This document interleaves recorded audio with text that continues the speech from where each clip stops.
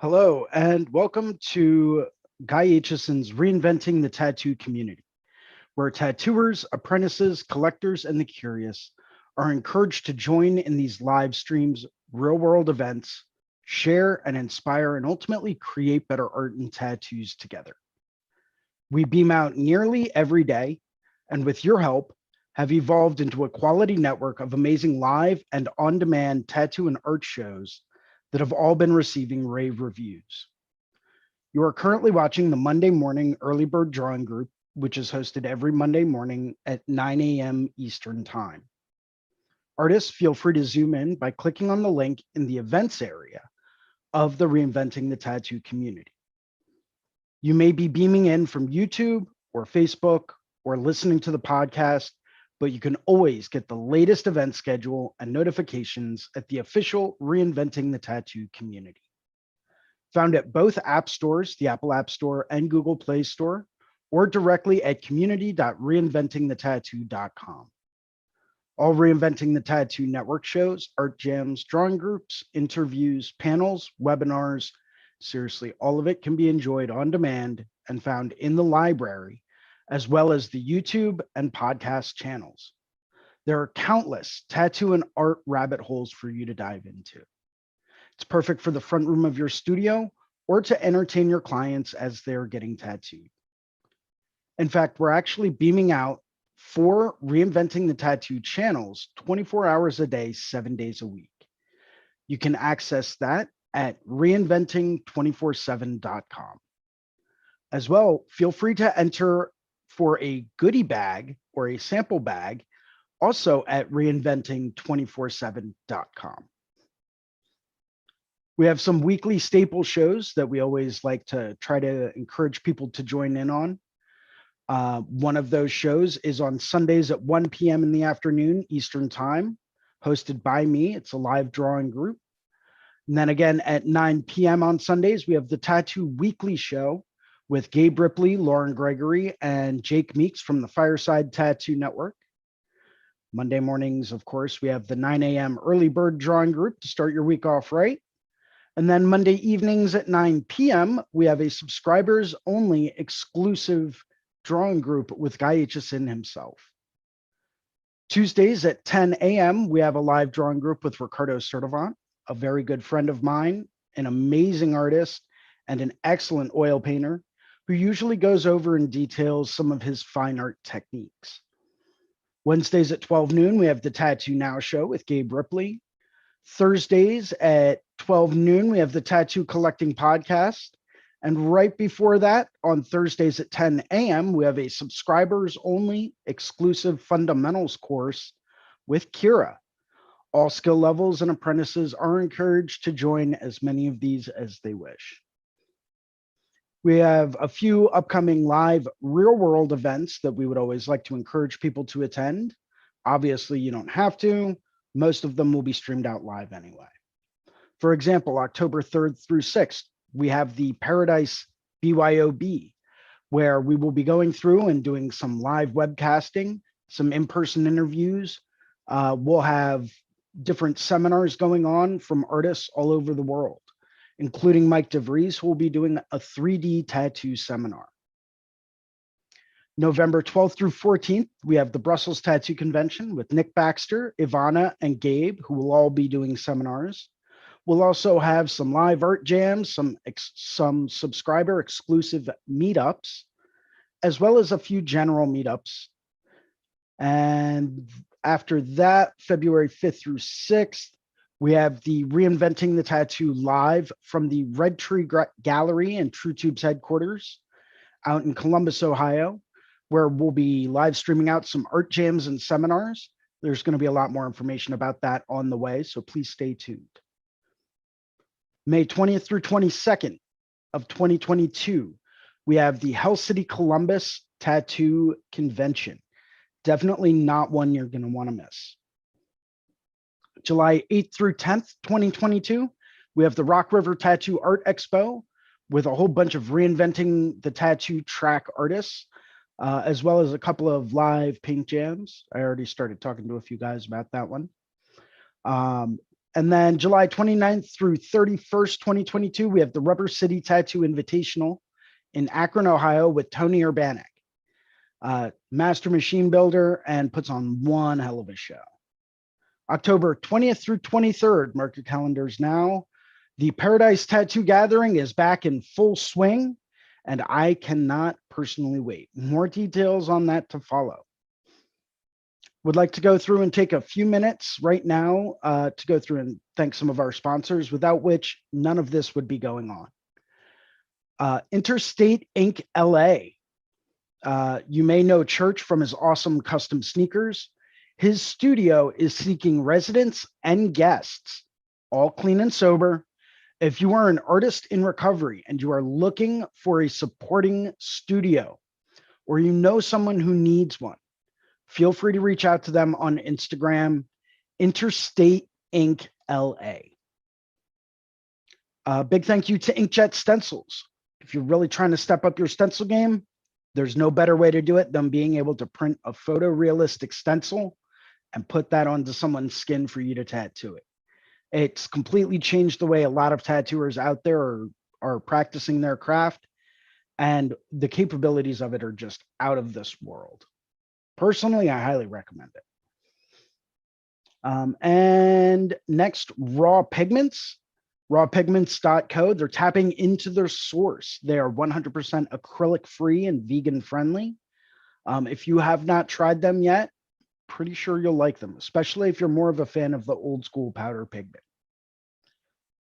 WorldTattooEvents.com. If you're trying to keep up with the latest live tattoo events going on in your neck of the woods, there's no better way to do it than WorldTattooEvents.com.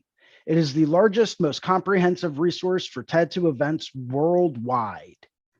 There's lots of updating, and conventions are scheduling like crazy. So definitely check that out. Dermalize Pro, also known as Delize Pro in the US. Protect your art. If you're still using Saran wrap, you may want to take a look at this. This is designed to heal tattoos. It's microporous. It still allows the tattoos to breathe while still keeping out all types of foreign contaminants.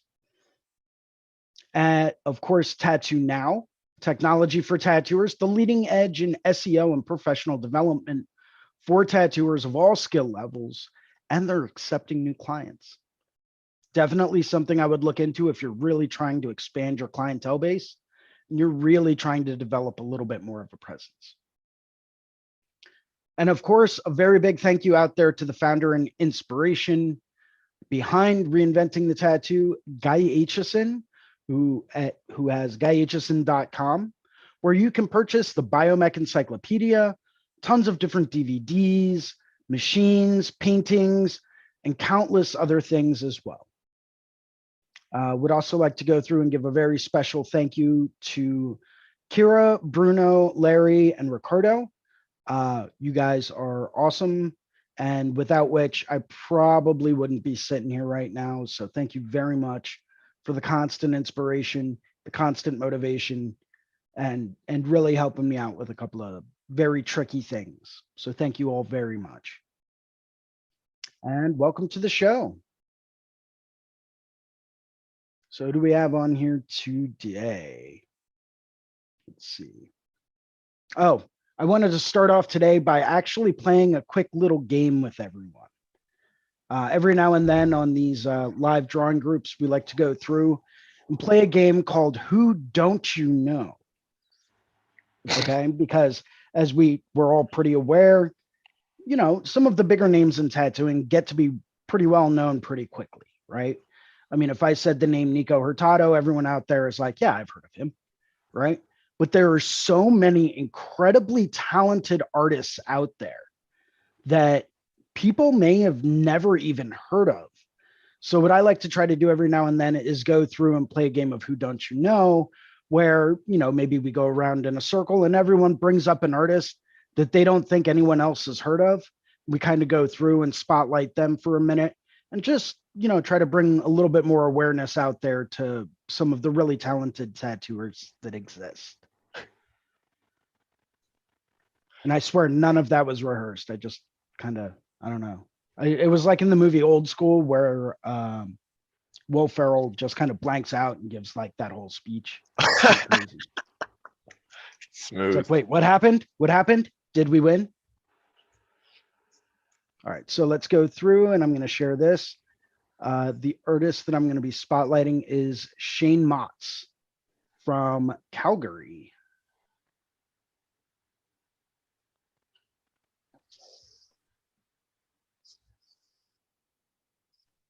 I'd just like to take a minute and I mean, just look at that. Yeah, great work. I don't know if I can really zoom in a whole lot more on that, but I mean, super tiny little lines in there. That can't be that big of a tattoo. I do like his color. You know what I mean? The way he places his colors. Those nice, brilliant, warm tones. And I love the way that he mixed in some of that opaque gray with the brown. Yeah. There's some odd color choices, but they work very well together. You know what I mean? They do. Yeah, I was flipping through the gram last night and just looking around, just, you know, taking a pic, diving down some rabbit holes, and came across some of these. Yeah. And I mean, I saw this one posted yesterday and I was like, whoa, what's this? I mean, look at these tiny, tiny, tiny little white highlights. I can't begin to imagine what kind of a grouping was used for that. This is like tiny compared to the amount of detail in it. Right. This guy's pretty cool too. Love the little Nautilus shell down here. Where'd you find him? Oh, that's fucking great. You're just surfing around? Yeah, just poking around on the interweb and kind of came across.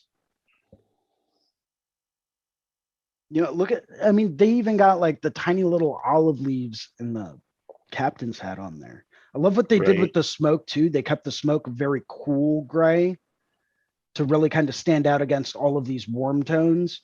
But it looks like they also used the same cool gray tone in the wing. I think that helps separate these warm tones from these warm tones.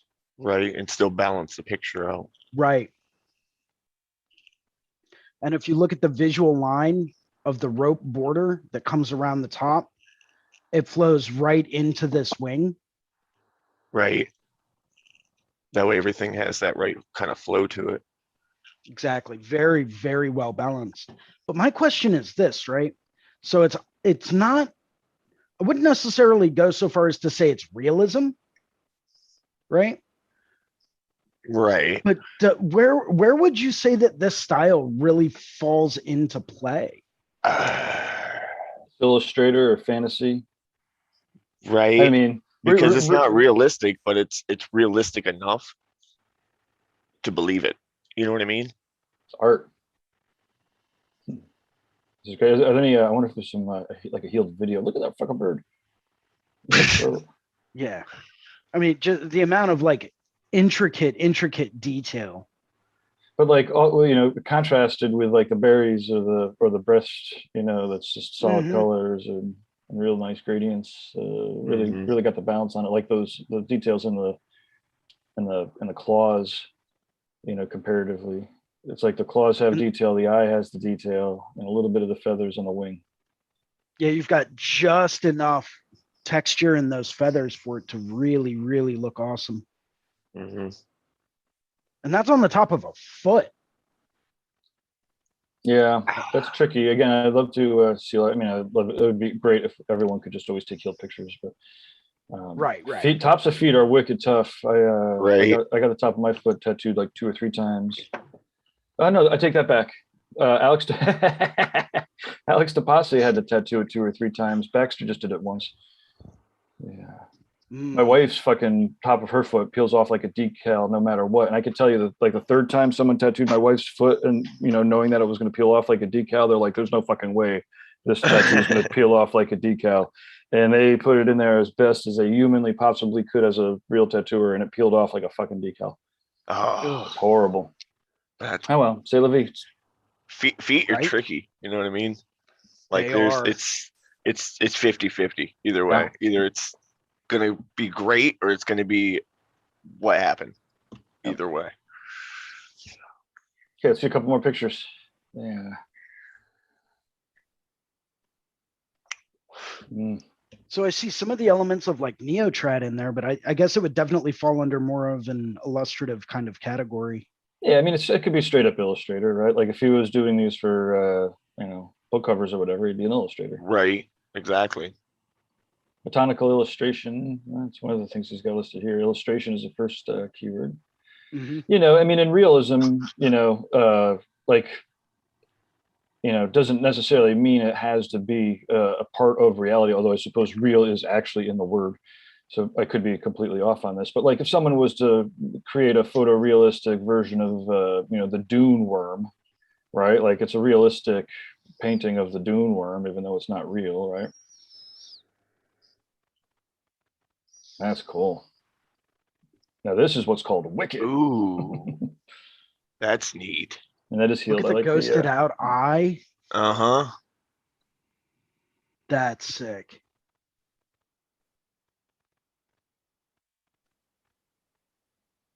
Everything settled down wonderfully. Yeah. That's the thing when people argue. I mean, obviously people can Photoshop their shit to make it look better, but like for the most part with good tattooers, like the tattoo picture is never going to look as good as the fucking tattoo because a tattoo just has more information. It's a chemical thing. Yeah. Sometimes pictures don't do it justice. You know what I mean? That. Bam. Yeah. Fucking Canada. Yeah. There's got to be something in the water up there. Frankie says things knows about it. Yeah. So what do we got? Okay. So in the chat room, we've got Brian saying hi from San Diego. Arilda says hello from Albania. Kyle from Ontario, Canada. Jackie from the Philippines. Maurice from the Florida. Yeah.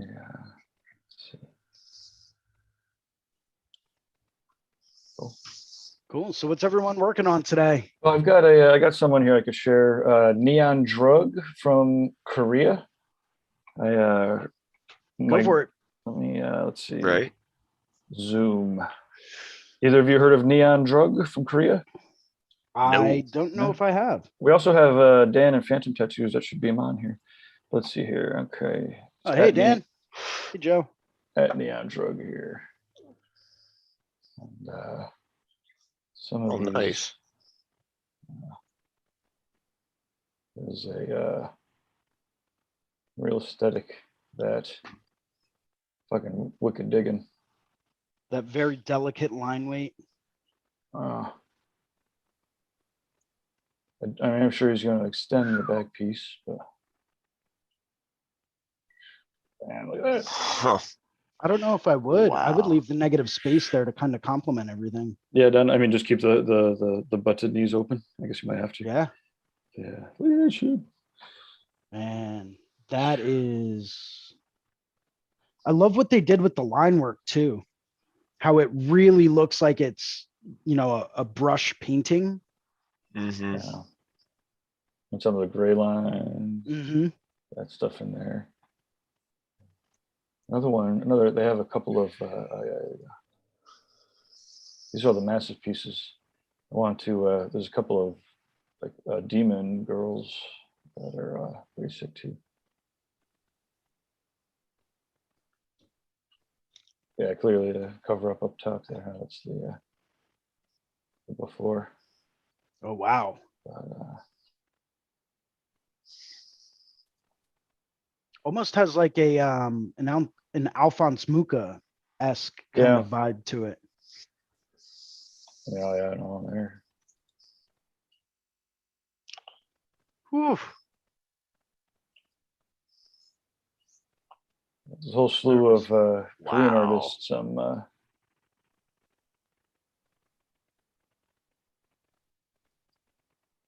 That's impressive. There was some time put into that one. Right. Yeah. And then where are there's some horn devil girls here. That's Actually, I want to find there's a couple that are just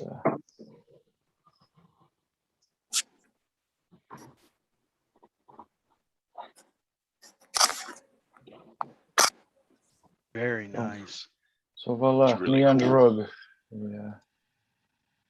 You know, when people have 90,000 followers, I'm like, wow, I definitely got late to that party. Right? I'm used to that, so it's okay. Yeah. So who do you got, Joey?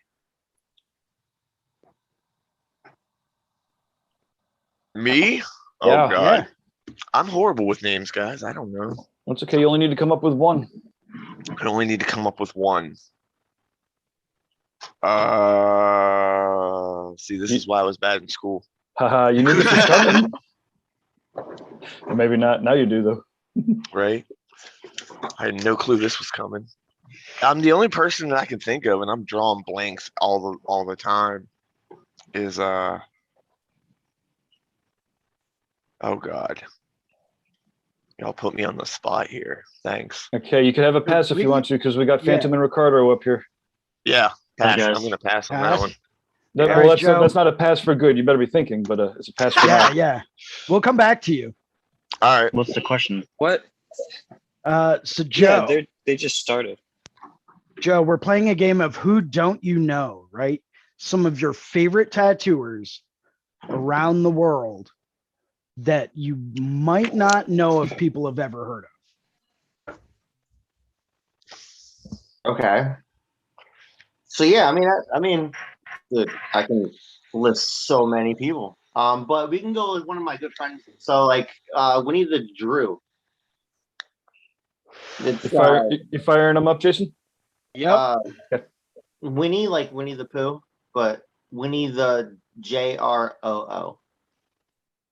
It's a fun name.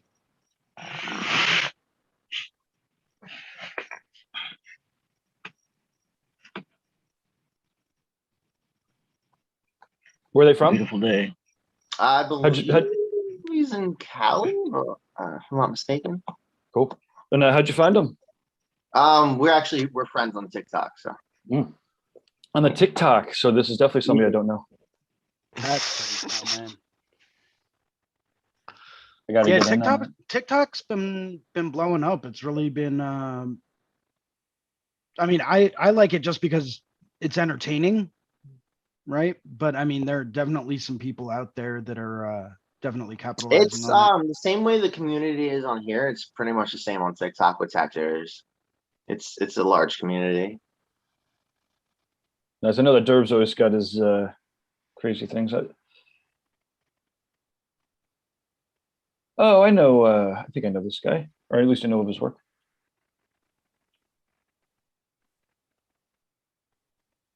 Cool. That's awesome. I love what they did with like the color splash in the background up there, and then again tying it into the eye. Yeah, I definitely recognize the page. Look at I recognize some of these pieces too. I just started getting back on my Tattoo Now Instagram a little bit. I keep seeing all these amazing new tattoos. I'm like, oh, look at that.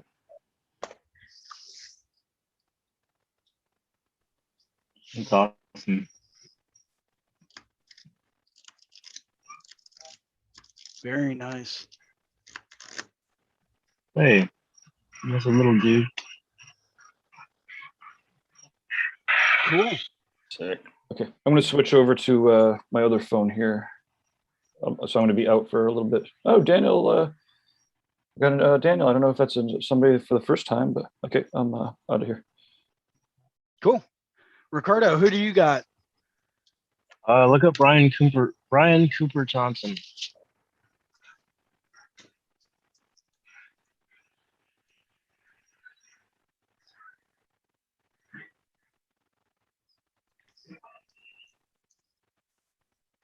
Oh damn! Freaking huge hornet. Brian Cooper Thompson. I think he's on Instagram underneath that name.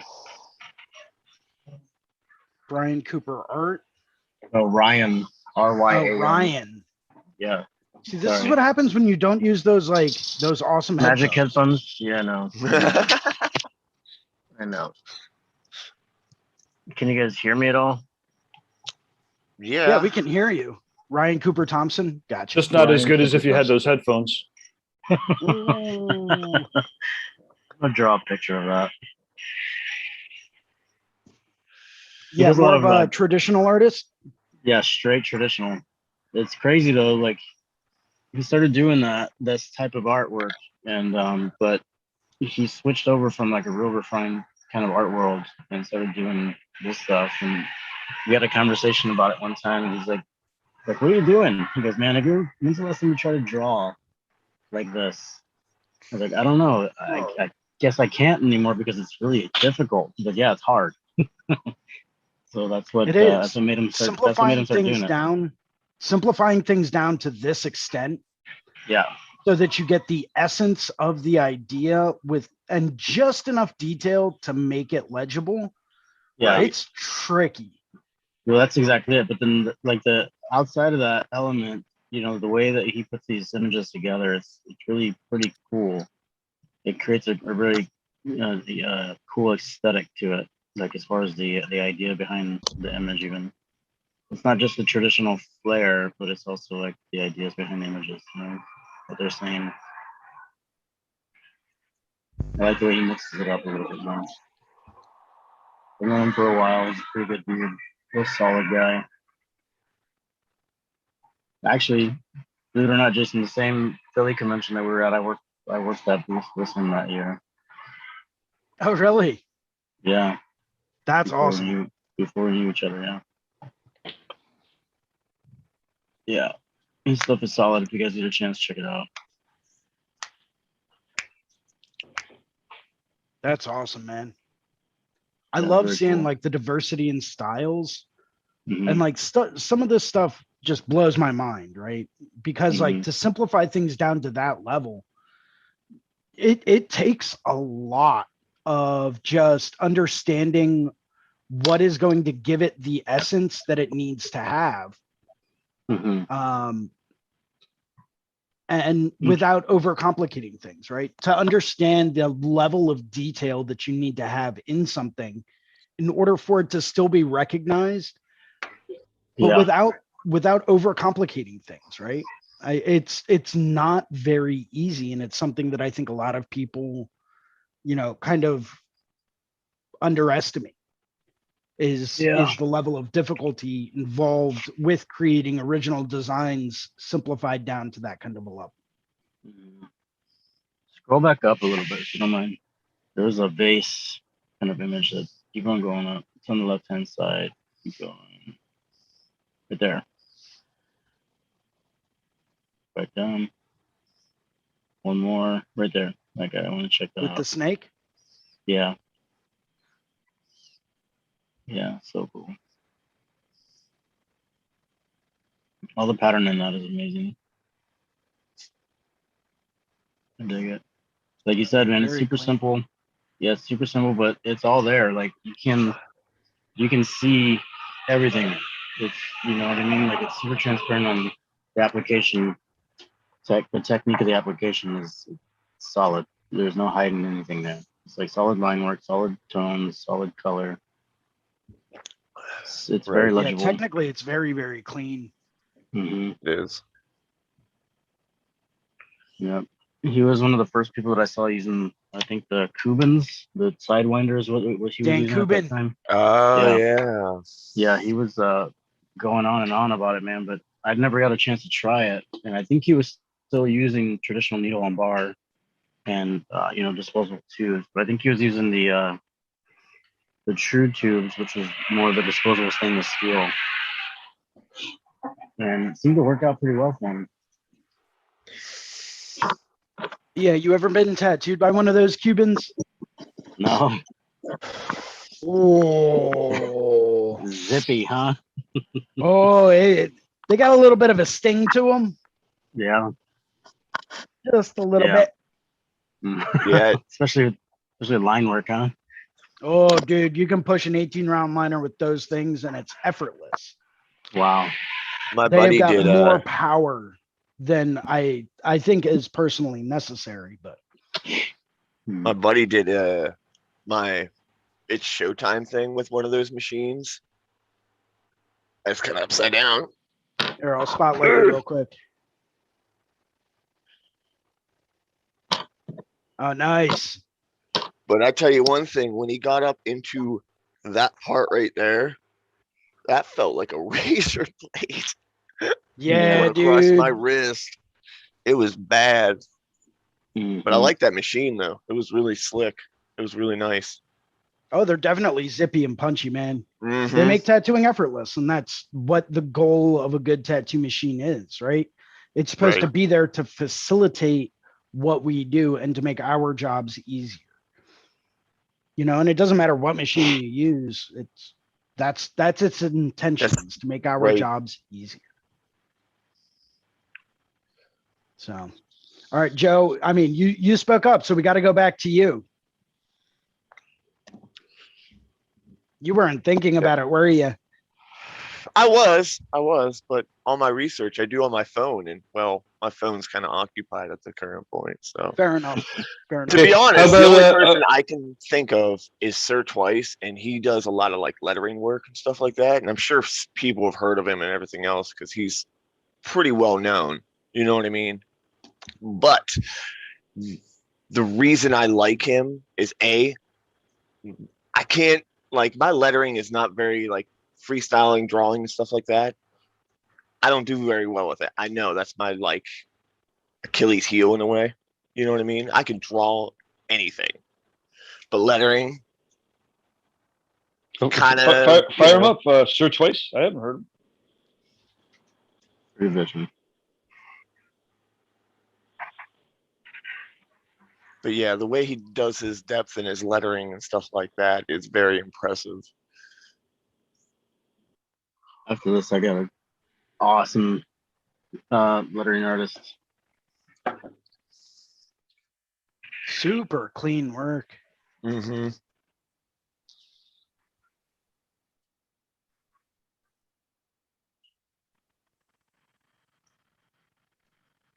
Is it gonna play? Hopefully I it'll don't play. know. Maybe not. There we go. Sweet.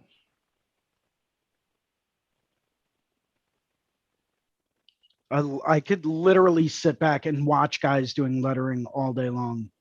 Yeah. It's It's amazing mesmerizing to to me. me. Just by the way they can flow it out like that, it's just like, how do you do that? Well, it's all a lot of Yeah. it's muscle control. I was talking to Big Me's a few years ago. Do you guys know Big Me's? Mm-hmm. Yeah. So I was talking to him a few years ago at a show, and you know, he was a professional sign painter for a whole bunch of years. Like, that's where you develop that kind of like muscle control to know that, okay, well, if I'm going in this shape, my arm's going to move like that. If I'm going to Right. be drawing an E, it's going to be a much smaller loop, and then that's going to flick out. You know, it's like watching BJ Betts. You know, I don't know if you guys have ever watched BJ Betts with the pressure washer. Over quarantine, he did some type of lettering on his sidewalk using a high pressure washer. That's awesome. Oh, that's You know, cool. And it was like the most mind-blowing thing, right? Because he's doing it just like he would do with like a brush or with a marker or anything like that, but he's using a pressure washer, right? Because it's going to give him the same kind of taper as Paper. say an airbrush or you know, a Right. marker. It's going to give him the same kind of flow to it. Well, that's the crazy part about when it comes to tattooing. Like you don't do watercolor tattoos on people. You replicate the idea of watercolor, that impression of it, right? And it's the same thing with like you know, making a person believe that you've done calligraphy on them. You know what I mean, or the viewer. So it's all about interpretation and how we can dissect that style apart, especially when it comes to font. You know what I mean? Like font is that simple, the most simplest form of contrast. You know, dark on light. So like if you can get those shapes together, then you're pretty good to go. You just gotta stop thinking about it like lettering. Sorry, hold on. Stop thinking about it as in lettering and just make it the shapes. Right. Right. Yeah. Perfect. But Yeah. Check out Delia Vico on Instagram, Jason. Her stuff is Delavico? incredible. I think she's from Delia Vico, yeah. Delia Vico. It's incredible, dude.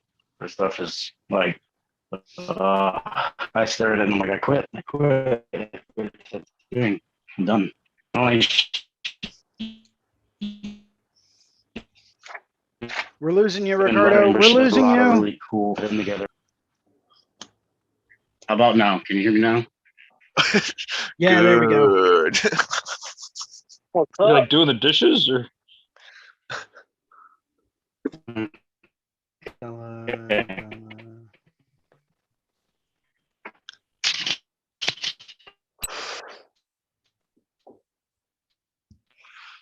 It's Della or Delia? No. No, I'm just walking around my apartment. And go, I believe. Sorry, we just missed like the last like 6 seconds of you talking. Okay, I mean, even CNN is doing I'm- Zoom these days, but people aren't walking around their house while they're zooming in. Hey, that sounds fun. You know what? The funny part is like I'm like 2 feet away from my internet connection here. But hold on 1 second. Let me double check her name. Yeah, Deliavico.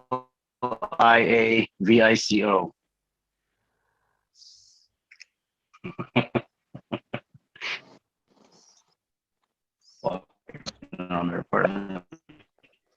Delia Let me Vico. There we go. slowly put my phone down. Vico. All right, got it. Oh yeah. Yeah.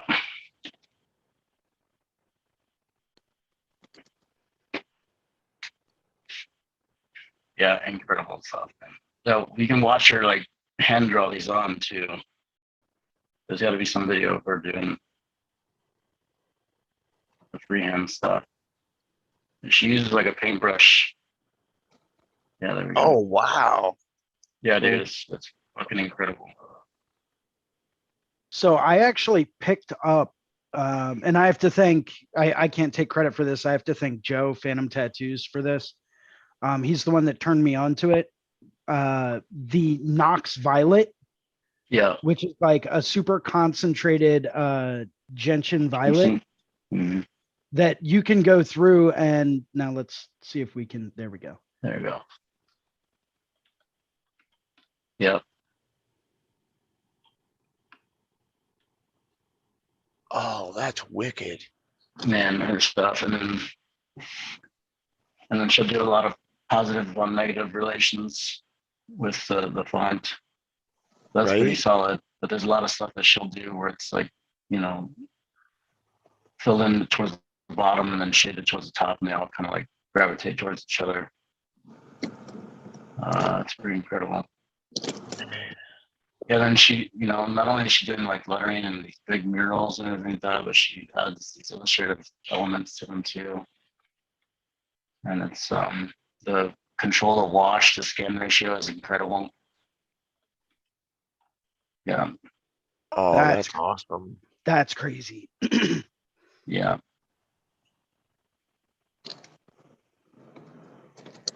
Yeah, dude, I it's just love what they did there. Mm-hmm.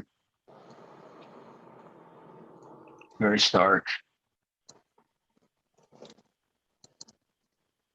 It's a whole new step on the blackout, you know, whole new approach to the blackout. Yeah, look at that. It's amazing. The way it forms on the body. Right. Yeah, that's dope. Yeah, dude. Yep. Yeah, I've done this. Anyone else done this? Yeah. Just stick it on there. Yep. Sometimes it's what you got to do. Right. Yeah. Yeah, I think the first time I saw that happen, I think I saw a video of Grimy doing it one time. And I was just like, oh, that's incredible. I didn't even think about that. These huge ink caps. That's amazing. Don't move. This is kind of trippy. Yeah, Oh, dude, wow. that's so right. It's like, I know he's there, but is he there? Oh man, you just blew my mind. Yeah, dude, Yeah, that pretty went deep awesome. real quick. Mhm. And the coolest part is some of these murals, all it is she just writes the alphabet on the wall and she'll layer them. And That's insane. she'll do them in a lot of like diamond kind of patterns when they'll radiate out from itself, and it's Mhm. pretty awesome. Yeah, like look at that, dude. Like not just font, but look at that skull too. Like that's perfect. Right.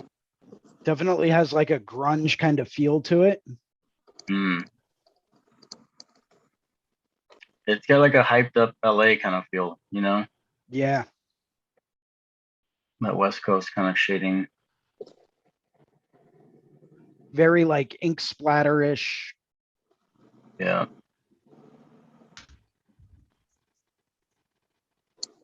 That's Yeah, I love awesome. it. It's got to That feel in pretty good to, conjunction with like all of the hard black elements. And then Mhm. you've got these very light flowers as well.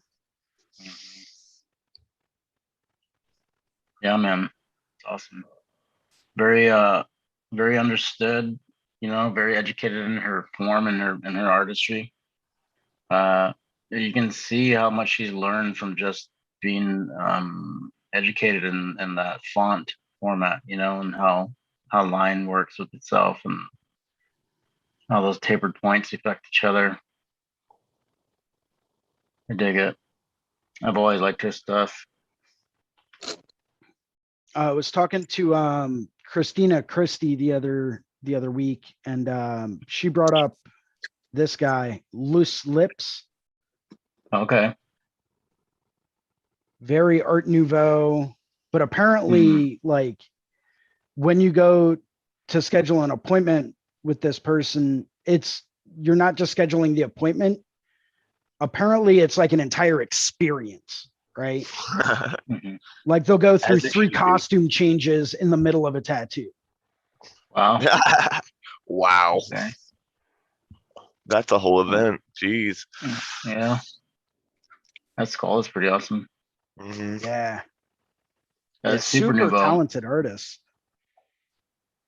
Yeah, it's like what we were talking about one day. I think when Rich Ren was on here, we brought up Muka and Yep. how that guy's like pretty much like the godfather of the illustrative style of tattooing. You know what I mean? So Yeah.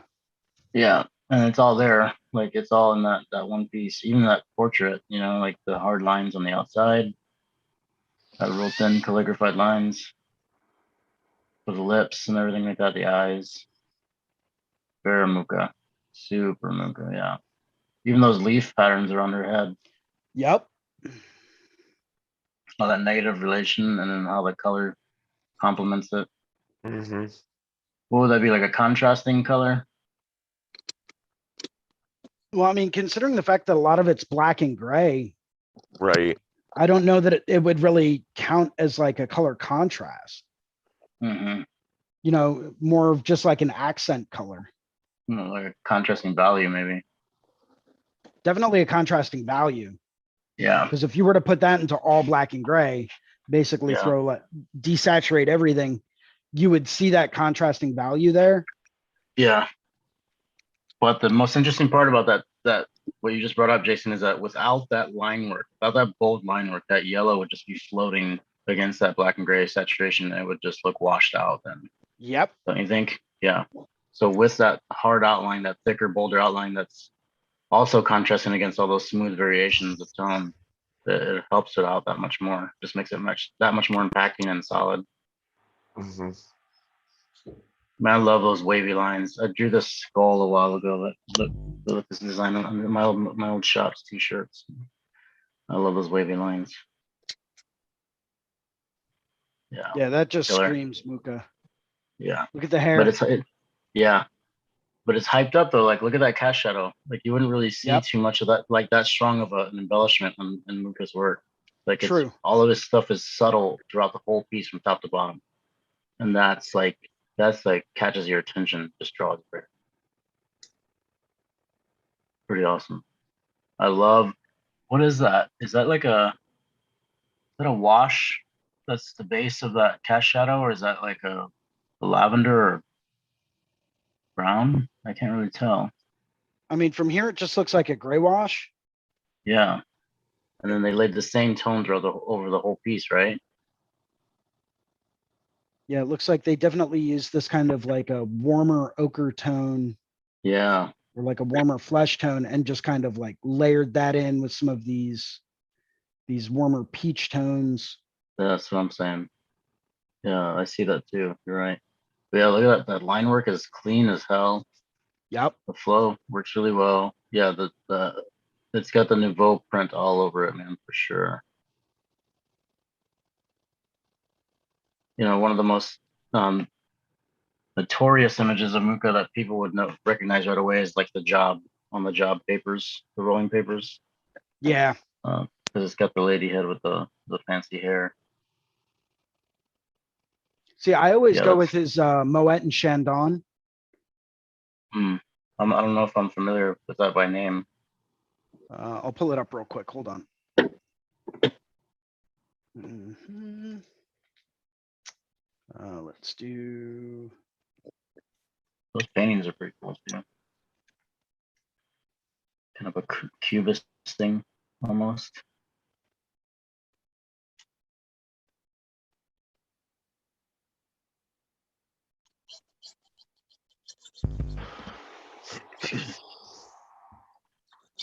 So this is what I always think of. Yeah, okay. Interesting. I like that. I've always liked that piece.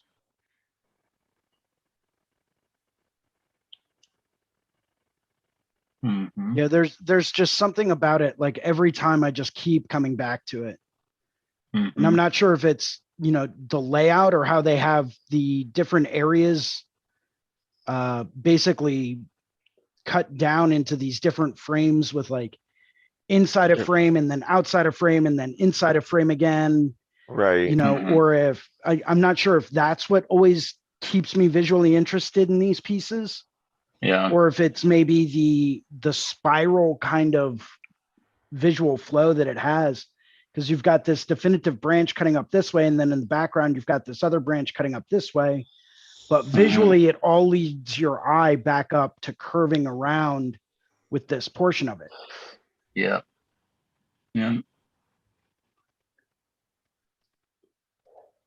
Yeah, so there's like just by studying, you know, Muka, it's like you can pick out all of these different things every time you look at them. Mm-hmm.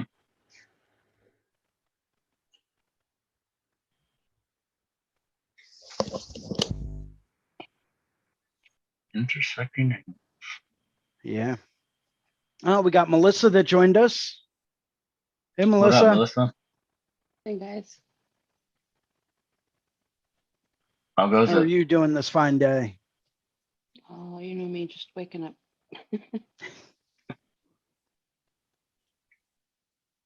Aren't we all? Aren't we all? First day of the weekend. Did you say first day of the weekend or For worst? me, yeah. First day. Oh, wow. Oh, so you take Mondays off? I take Mondays and Tuesdays usually. Nice. That's a good idea. Make it any kind of running around done that I need to do. Yeah, you know, I mean, you get to run around town or wherever you go, and there's not that many people. Everybody's at work.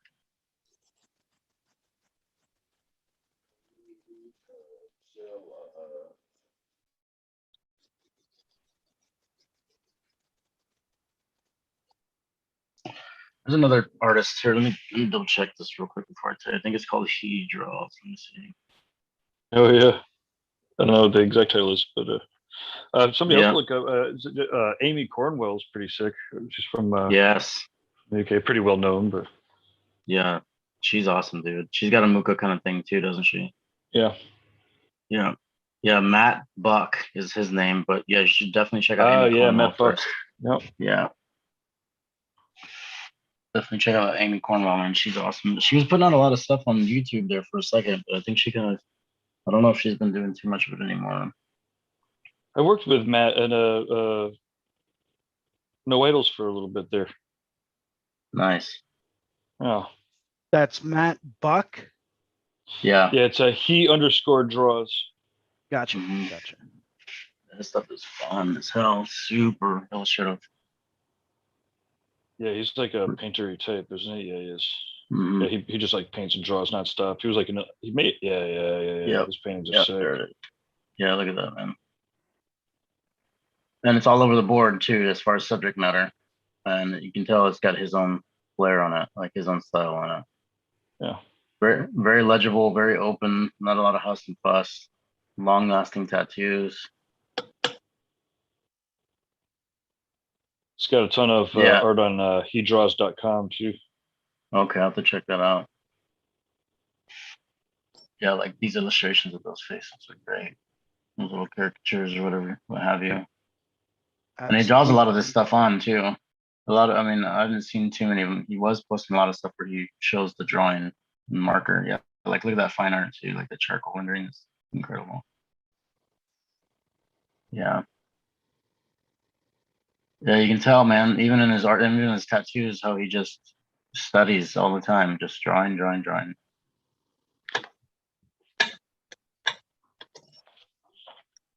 I love it. Yeah, this is getting me really excited for the Paradise BYOB in October. Tell me about it, man.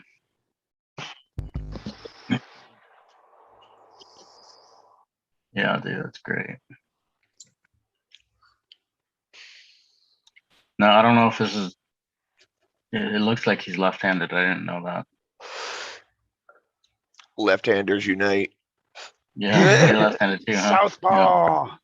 Yeah. Yeah, those portraits are great. Yeah, he I shows always his process in drawing portraits. I'm sorry, go ahead, Joe. No, I was just gonna say I always find it funny. I get about halfway through the tattoo, then people look at me like, "You're left-handed?" I'm like, yeah. Mm-hmm. It's okay to be left-handed now. Sometimes I'm just like, nah, I figured I'd just try this hand out, see how it goes. That's today's awesome. tattoo challenge. You have to tattoo with your non-dominant hand. Yeah. Oh man. Yeah, his stuff is great. And then there's like Gabe was suggesting Amy Cornwell. Check her stuff out too. And I know she does a lot of freehand stuff as well. Really very trippy kind of elements. Who doesn't know her work yet? Anybody? I don't. Awesome. You're gonna prepare to be blown away. Amy Cornwell tattoo. Mm-hmm.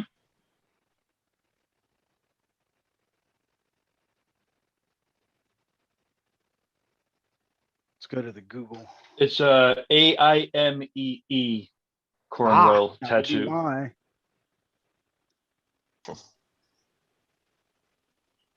Yep, popped right up.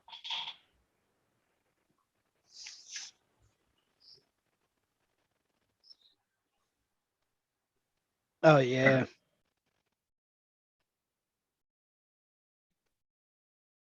Yeah, it looks like her father was a tattoo artist. Nice. I love seeing that, like the legacy tattooers that are Right. second, third generation in, and they're basically taking all of the acquired and accumulated knowledge from, their other family members, and it's being distilled down through the ages, like Bruno Salvatierra, right? Mm-hmm. Bruno comes from a family of tattooers, right? So in his family alone, there's probably over 100 years worth of tattoo experience and knowledge. Wow. Go back up just a slight bit there, Jason. Okay, stop. That picture on the top left-hand corner. There you go. Let's take a look at that. Look at the subtleties. Yeah, man. Red Super. certain skin tone. Yep. And there's like that weird, like kind of olive, a drab olive. Right. But it looks like there's some wash or some black pepper in there, and then like colors laid over. Yeah. Yeah, you can see that down here right along the jawline. Right. Yeah. And then over here in the hair to help Hair, separate the yeah. edge of the face. And there's that debate, right? There's a debate where some artists will do that. Another artist will mix colors to kind of give you that darker, like a darker hue. And I don't know. I guess it depends on I where think you're it all coming from. depends. Yeah, I think it all depends on what kind of ultimate effect you're trying to go for. Right. You know, you can do that with color, and it works really, really well, but you have to know your colors.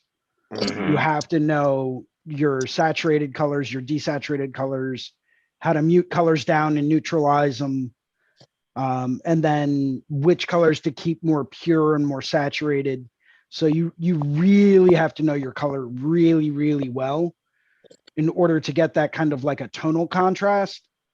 Right. But you still need that light and dark contrast as well.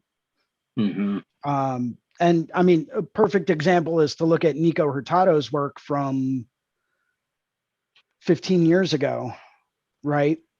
And look at his work now. You can tell that he's using a lot more high black, a lot more very dark concentrated gray wash as as a baseline for a lot of the color that he puts over top of it in order to help hold those tones and create those dramatic edges.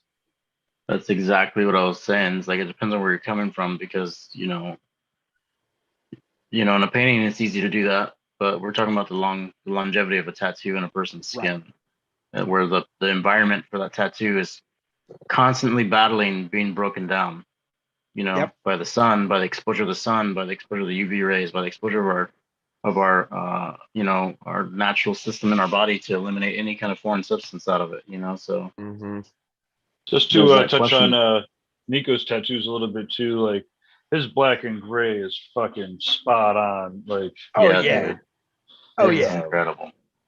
Yeah, man, and you're it's right, that kind of understanding that he's got of like not only like color theory and all that, but just of like volume and contrast and all that.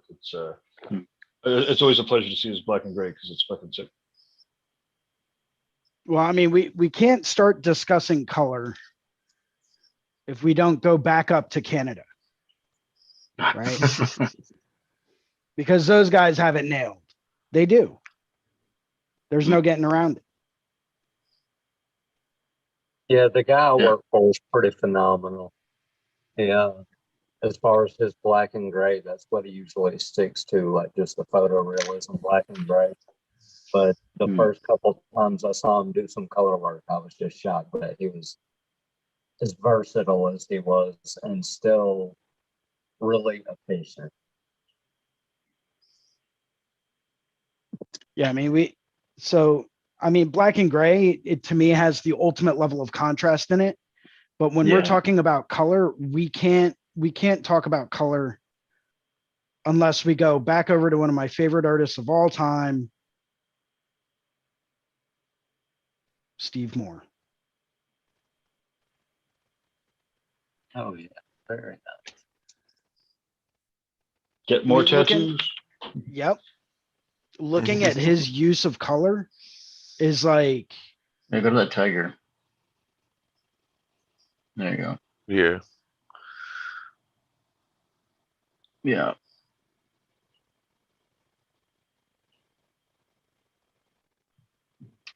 Yeah, it's pretty incredible. There's two opposite sides of and at the same man, he used both sides of the color wheel, and the same, I don't know, the same area of the top part of the color wheel too. Like as far as his hots, his warms, and then his cools. It's pretty when you incredible. have that real nice, like dark, powdery kind of coolish blue gray next to the super vibrant, warm neon pink. Yeah, that's the cool part, isn't it? Because like when you mentioned that gray tone, that's that bridging gap as far as that hot to cool color. Like a lot of people I've seen try to do straight hot to straight cold, you know, and it doesn't really work out because there's no transition. Right. But he nailed it, man. Nailed it. And I love the way he put it down the bottom part of the jaw too. That whole area down at the bottom part of the jaw is like almost all muted out, and it really pushes that lighter tone straight up in your face, man. It's incredible. I mean, even look at the teeth, right? The teeth are not done in a pure white down at the bottom, which is what I think a lot of artists would end up doing. Yeah. They would, you know, you can tell he used maybe like a 20 or a 30% gray, you know, just to get that correct tonal value. Because knowing that that's going to appear later, but still being underneath a cast shadow from where that light is hitting the top of the tiger, you know, mutes that down and puts that in a different value spectrum. Yeah. Yeah. And even that teal around the jowl part of the face, you know, that upper lip, it's like even that is kind of muted out too, which is incredible. And it looks like it's the same tone as what's in the teeth at the bottom. But it looks so different because it's next to that black, red, and that muted blue too. Right. It's pretty incredible. Yeah. And it's the same, it looks like it's the same tones when you just separate them individually. That's so cool. Man, killer work, dude. You nailed it, Jason. This is a good example of your favorite style of color artist. Yeah, but I mean, you can see that in this black and gray too. And I always go back to this piece just because it's, I think, one of my favorite pieces that he ever did. Man, that's dynamic. Right. Super high There's contrast. a lot of depth in that. No, I like that little guy right there. That's pretty cool. Carrying time. You know, look at how big this face is, right? Right. That's one of the things I'm constantly having to remind myself of is, you know, priority. Make it bigger. Like guy always says, it'd be really great, but if only you made this just a little bigger. I always hear his voice saying that now. Bigger, that's longer, awesome, smoother gradients. Yep. Look at the placement on the body too. Yeah, that's a good observation. You know, I think that's definitely something that adds and complements the entire design aspect. Absolutely, dude. Absolutely. You can have one of the world's best tattoos on somebody, but if it's placed in the wrong area and it's too small, then it doesn't do its job. Yep. Right. Exactly. And you can have a semi-decent tattoo that's placed in the right spot and it looks better than that one, you know? Yeah, this is my favorite color piece. I think one of my favorite color pieces I've ever seen done. Jeez, dude, look at that.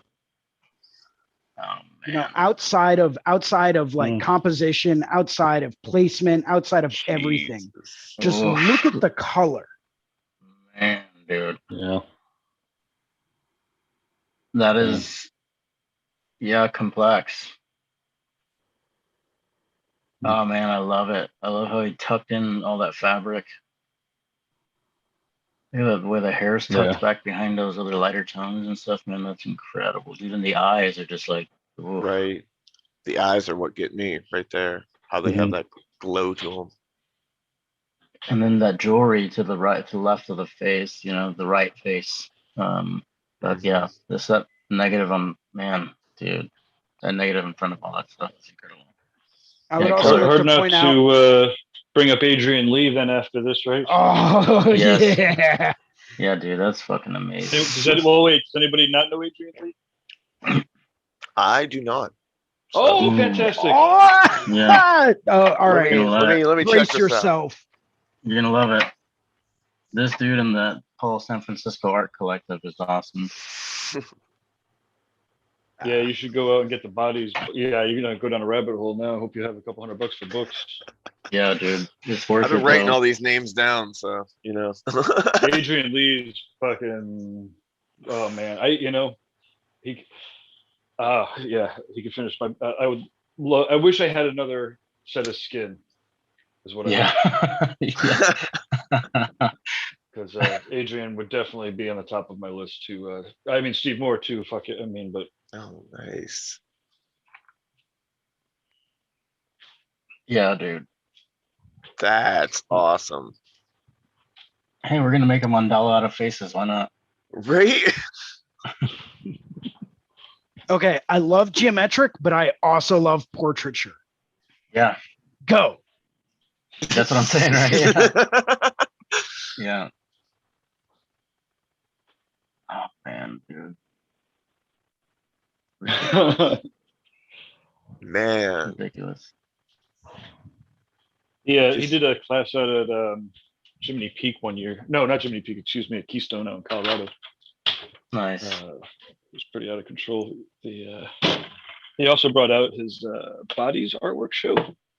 So he also documents large scale tattoos. I think he's probably the largest documenter, maybe. I don't know. He basically gets like awesome pictures, full video, and the books, they're oversized books, so they're like massive books with like double fold outs, and of like just bodysuit after bodysuit, and Yeah, I remember when I ordered Bloodwork bodies, and they were like, "Yeah, by the way, it's going to cost you an extra $50 to get this delivered because it's so heavy." Yeah. And I was like, "Well, wait a second. How heavy is this? Am I going to be able to pick it up by myself?" Right? Mm-hmm. Yeah. So I ordered Bloodwork bodies and Bloodwork sleeves all together. The whole package itself weighed over 70 pounds. Yeah, wow. Yeah, it's a compendium, dude. It's amazing. The amount of information that's in those books. If they didn't, that's so much information. If they didn't both have actually such healthy egos, I think that him and Guy were competing for the heaviest book. I can see that. Bio encyclopedia is massive too. Yeah. But the cool thing is that they're both just hell bent on creating the best work product they can, and sometimes it just ends up as as a 70 page or 70 pounds of book. There it is, dude. I love the way that he documents it too and photographs everything from like every angle, stitches it all together in a movie. Right. So that you That's can kind of pan cool. and zoom. Right. Mm-hmm. That was, speaking of that book, it was the first time that I saw, sleeves and everything like that documented in more than just like a presentation kind of style. The way they had the arms kind of flowing up from the bottom up towards the head, you know what I mean? The way they used Photoshop to illustrate that was pretty awesome. If a tattoo shop doesn't have any, like all of his books in their front room, they're losing out on thousands of dollars of tattoos every month, because just having those books kicking around for artists, for clients to look at. To your point, like sometimes that could be the first introduction. Like, wow, I didn't realize that any of this is possible. Not that every tattooer can do any of the work that's in those books, but it does open up the client's minds to what's possible. Without there was I know exactly what you're talking about, Gabe, because there was a presentation done by Rodney Mullen. He's a skater from late 70s, early 80s, and he skated for Paul Peralta and all that. Anyways, he talked about that. He talked about being around other skaters and stuff like that and seeing them do these tricks, things that you wouldn't have thought that were possible. You know what I mean? Now it makes it real. Now it makes it like that much more, feasible for you to do because you've seen it done and you can, now there's a platform for you to start from. So that's a perfect way to say it with these tattoo books, because people walk in and they just think it's going to be what they saw on Pinterest or what they saw on, on some tattoo TV show or something like that. But there's so much more to it. And This is a prime example of how much more you can actually do. How far you can take it. You know what I mean? Yeah. Yeah. Like, your imagination and the artist's imagination is going to be what limits you to what you get. And of course the technical ability. Yeah, I definitely have a feeling that some part of Adrian's mind is going, how far can we possibly take this tattoo fucking medium? Right. I think we can take it farther. Yeah, look at this one. Just look at this, right? Yeah. How complex of a tattoo design can you possibly get? I know. Let's add some transparent circles over top of it. Yeah. Yeah. Put fractals in. And we're gonna add fractals. Yeah, exactly. And We're gonna then put some fractals perfect inside of these circles. symmetrical perfect fractals, mind you. Yeah, and those don't deviate either. Like, look at them, even on the body. And then on top of that, how it contours the body. Right. You know what I mean? Like circles on a dimensional form, dude. Like, are you fucking kidding me? Come on now. Yeah, dude, that's incredible. There are too many layers here to actually sit and look. He's got a Mandelbrot set. Yeah. He's what? So Yeah. a Mandelbrot set is like one of the most common forms of fractals, right? It's all broken down into a mathematical formula, right? In order to create these fractals, and when you plot the coordinates of this equation by changing one or two different numbers, you can change how many branches it creates. You can change how many repetitions there are. And I mean, number one, I would never want to tattoo it ever. Yeah. I would lose my mind. And this guy is executing it flawlessly. There was a candid photo that I saw of him when he was putting a stencil on it. It looked like he had part of a stencil on, and it was from behind him viewing the person he's going to tattoo, the client. And he just kind of got his arm over behind his head, and he's just like taking it all in, trying to observe it as much as he can. You know what I mean? It's like, yeah, I don't see how you could do it any other way rather than just taking your time putting the stencil on. Almost as much time as it does to take a tattoo sometimes. But that is incredible to be able to get it on that way. Imagine that as a back piece. Oh man, that's incredible. I love the double arms. Well, that's what it's laid. It might look like it's laid out for a half sleeve, but I can almost guarantee you that's a full-on back piece. So zoom in on that knotwork to the right of it.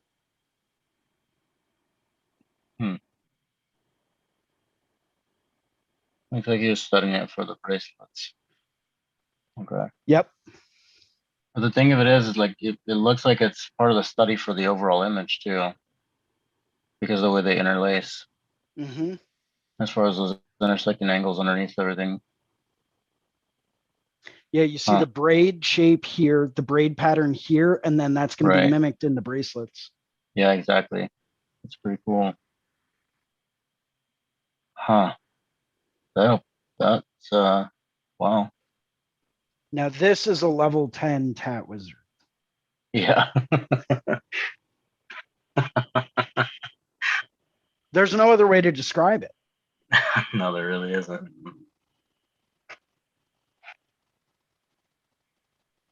Yeah, dude. These tattoos make me both want to quit and continue tattooing even more. All at the same I know, time. right? Mm-hmm.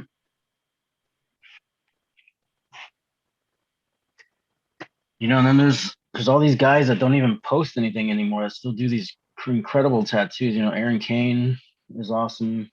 There was another guy out in that same area. I can't remember his damn name. Marcus Pacheco. Oh, Marcus is like the OG. Marcus tattooed Adrian. Yeah, that's what I'm saying. It's like I remember seeing Marcus's work and then seeing Adrian's stuff shortly after there, and it was like, oh, okay, I can see the heavy influence, man. But it's definitely gravitated towards its own field now. But Marcus Pacheco, man, his stuff is incredible. Well, Melissa, who do you have to throw in the mix?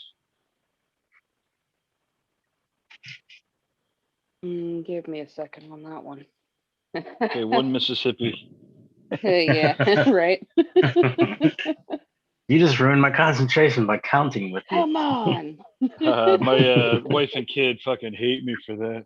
I don't care. It doesn't make a difference who it is. It's like, you know, the secretary for the president of the United States. So just hold on 1 second. One Mississippi. Right. They call me Literal Gabe. Well, more precise. It hasn't been written about, so. There you go. I like it. Who was I looking at earlier? It'll take me a sec.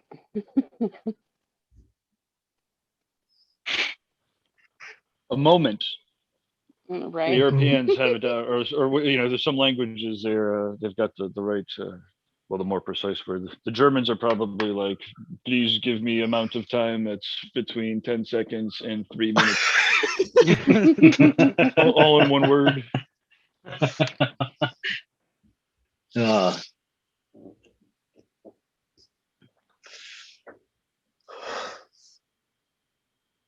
So that sketch we just looked at, here it is laid out as a back piece. Oh, nice. Check it out. I would say I've been jiving on Michaela Rose tattoos for her floral stuff lately. It's very vintage look. It kind of reminds me of Redoubt's flowers, the style that it's done in. Okay, I don't know Redouth, but I do know the tattooer. Redoubt's Michaela Rose? I don't know how to pronounce this. Makkala Rose tattoos on Instagram. Redoubt is he was a printmaker way back in the day. Cool. Classical. Ooh. Oh, okay. Very That's Real nice. nice. Yeah, dude. Mm-hmm. Heavy saturation. Bam. Yeah, that's like, yeah, in your face. Those are bold. Nice. Super classical, feminine, just beautiful. Would you mind zooming in on that, Jason, please? Yeah, let's get a better. There we go. Okay, so Oh, yeah. Solid line work. Solid line work. It looks like there's some gray wash lines in there too, right? Yep. I mean, you can tell just by looking at the edges of these leaves. Yeah. This flower to keep in focus and out of focus. There's another flower with a gray line. Okay, so let's talk about some of those peach flowers or the little peach blossoms. Like, yeah. Actually, I think those are cherry blossoms. Okay, so I love the little stamens that are popping out everywhere. How delicate that contrast is, right? And then I also like the overlapping petals, like especially the one that's creating that cast shadow in the top right one, right there. Yep, you got it.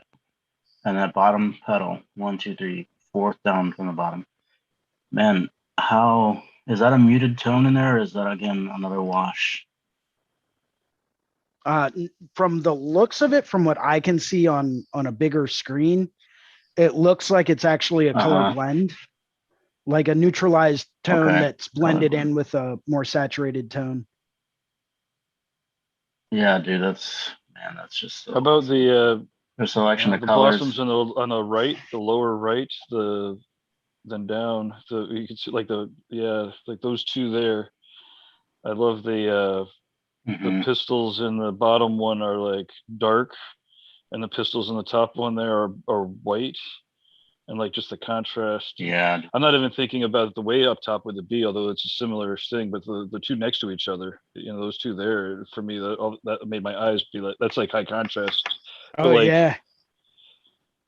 I mean, the whole thing obviously is fucking sweet, but I like her definition for the lines and everything else, how they have focus to them. Some flowers have real thick lines, other flowers don't have real thick lines. They kind of have your focus to where they need to be. You know what I'm saying? Absolutely. I also like that it's got a very Art Nouveau feel to it without all of the extra Art Nouveau stuff. Mm-hmm. Yes. Exactly. Good observation. Okay, let's talk about that for a second. What do you think makes it like that? Because I agree with you. I think a lot of it has to do with the colors that she selected. So it's, I don't know, it's her selection of line work. It's the giving it depth, but keeping within the same range. It's just really soft, like buttery soft. Yeah. And she plowed those whites in there too. Mm-hmm. Yeah, the line work definitely adds to it, and it definitely gives it that feel. And you can see in the background, there's not a whole lot of line work to it too, so it definitely gives it that feel of depth to it. Mm-hmm. And yeah, the colors are very muted overall, but they don't get muddied up so much that you can't see the separation between all the objects either. See, I really like what they did with the background. because they knew that they were working on someone with a much more fair complexion that was going to stand out against those whites that they put into the flower, a lot of those lighter tones. So they ended up going back through in the background and using a very, very light gray wash as evidence here, here, here, and in the background behind these flowers and coming all the way down to tone that skin tone down to really allow those lighter areas to pop out. Oh, wow. Yeah, you know, That's a that's very good pretty, point. yeah, I mean, even with those softer color selections too, man, it still doesn't, I guess it's the line work that helps separate them, but at the same time, you know, contrast them against each other. That's really, really keen observation there. Yeah, because if you had kept this skin tone right here where my mouse is, if you had kept that the same tone here against this white and light area, it would not have had the same amount of visual impact. No, definitely would have washed out. Yep. Good call, Love man. to take a seminar from them just to find out like where their head is while they're going through this. Right. Right. And you always wonder if they have it mapped out beforehand too. Like, is it fully colored before you start, or is it something that you envision off of a black and gray value count study? You know. Right. From my observations of hundreds of artists, generally they would start off by doing full renderings, and then after 5 to 10 years, can envision it in their head and do the least amount needed in the context of trusting the client. Right. The repetition that kind of builds their style in the early. Yeah. But then usually there's also a repeat of the cycle again. So a guy all of a sudden after 10 years will create new models, so I take that. Who knows? I have no idea. So, I guess, but often there's a cycle of like needing to render stuff out fully so that the client can trust it and you can see it and play with it, and then you get comfortable with it and can envision in your head and do it, in your sleep with one arm tied behind your back, and then you can then are capable of doing more things if you could envision them, and then you start over again. Right. It's great, Gabe. Let's see some more tattoos. Yeah. Oh man, dude, that is so where to begin. I know. I just even her portraits, huh?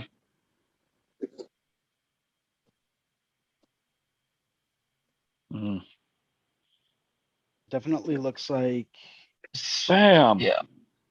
Yeah. That's a super hardcore, influence of those older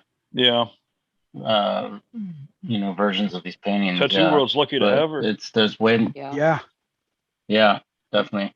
I'm wondering what medium it was done in. Here's a better picture of it. Okay. Yeah, man. It feels light enough it could be watercolor, but in the background it's heavy enough that it's like, well, maybe not. Maybe it's a mixed media.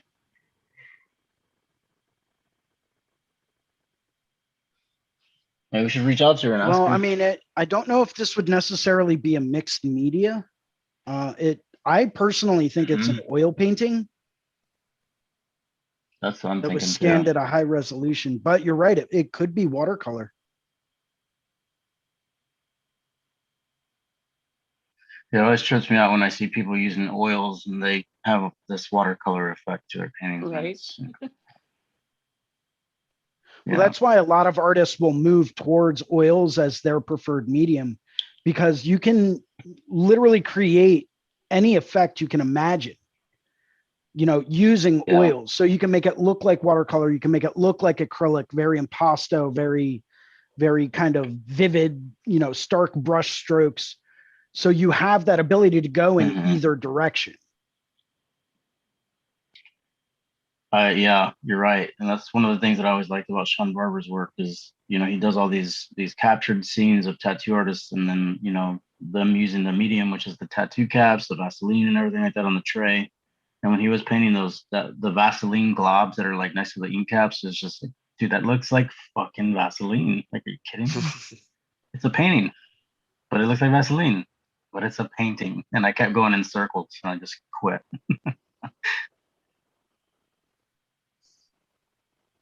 I'm so curious. Well, let's take a. No, it looks like it is watercolor. Yeah. Now you got a bit closer picture of it. Yeah, there's no doubt in my Yeah, you can mind see that the little that's bleeds. watercolor. Yeah, looks like there's some There's bleeds no and way stuff that like you can yeah. get these kinds of very subtle gradients with the edging and the brush strokes. You can't make those marks in oil. That has to be a watercolor. And you can tell too, because you can see the little pencil sketches. Yeah. I mean, there's a lot of glazing techniques you can use with the oils to do that. True. I don't know. Having worked with watercolors and liquid acrylics for a very long time, like I'm almost 100% positive this is all watercolor.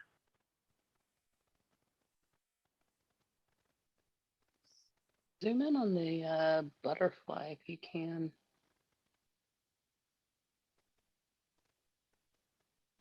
Yeah, that looks like watercolor for sure. Yeah, it definitely feels like watercolor. Super controlled watercolor too. Yeah. Right. This is what happens when you work in a single medium for a very, very long time. Watch, we ask her, how long have you been doing watercolor? Oh, a couple of years. She's like, God damn it. Wait, No! okay, so let's chat about people who's switch mediums and fucking kill it right out of the gate. Alec Turyansky, the Russian. Oh, yes. Like his like fourth painting is like a master painting.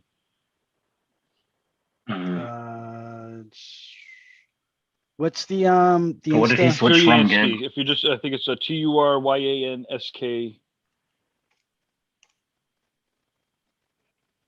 Turyansky. What did he use to paint in? Tattoo. I mean, I'm sure it was like drawing and other mediums, but like started painting maybe like 6 or 7 years ago now. Man, dude, look at that. As you scroll back, you'll go through his tattoos. You'll see, as soon as you see one painting, then is that it there? Yeah, that might be a new one. I think that's a new one. Fuck, that's amazing. But yeah, whatever. I mean, that's like probably like his 7th painting then. The green one, if you scroll down, there's like a fantasy green painting that's just, I looked at it at Hell City a couple of years ago for like 3 days straight. And love this goldfish. Yeah. Sorry, but my eye immediately went here. Of course, yeah. That's cool. I love the play on that Japanese rendering, that style of Japanese. Yeah, that's really new, fresh approach, man. I dig it. But all the principles are there, dude. Look at it. Yeah. Does not deviate from the foundation of the principles, but it's all like revised in style, man. It's amazing. There it is. Oh, damn. And he did these are some of the paintings he did it off the map back in the day. Oh, that Yoda is so wow. Look at that. That's cool. Whoa, dude. That's great. The lighting in that is immaculate. It's out of control. Like I said, and that was him picking up the medium like a duck to water. I mean, obviously he has a lot of imagination and vision and all that. Right, right. Yeah. Yeah, that's pretty awesome, dude. Wow. There's so much going on in this. I understand why you stared at it for 3 days, Gabe. Yeah. Yep. No, it was he had it up there at the booth, and I had the luxury of, I usually wander the convention floor pretty regularly, but man, every time I was at the booth, man, I would just get lost in that shit. I wasn't on my phone ignoring customers. I was staring at that thing, being like, "What the fuck?" Please leave a message. I'll get to you soon. Yeah, that's incredible. It's like every place you look, there's something new to see. Mm-hmm. Yeah, but it's not like, it's like done in the right value sets, or texture that it's not distract. It's not like the amount of information that's in there is amazing, but it's not like just distracting. It makes sense. Yeah. No, It More does. intriguing. yeah, it fits in. Yeah, it definitely pulls you in. That's for sure. There's a story to it. Like, what's going on? Yeah. Mm-hmm. The little mushrooms coming off of beard hairs. It's cool too. And what is floating in that little? Is there something inside that little water droplet in front of Yoda, underneath Yoda's chin? Yeah. I believe it's an embryo-ish type thing. Yeah. Okay. Rawr, rawr. Man, that Yoda. Yeah, that Yoda is so dope. Incredible. His color saturation is off the chart. Mm. Mm-hmm. It was a highlight to watch his work come out of the shop every day, or a couple days a week. Yeah. That is awesome. That's awesome, dude. Yeah, look at that. I love it. Yeah, it's pretty rad. That's fun. And he tattooed that soap really cool. You can forgive the soap reveal because the tattoo is actually so awesome. Yeah, exactly.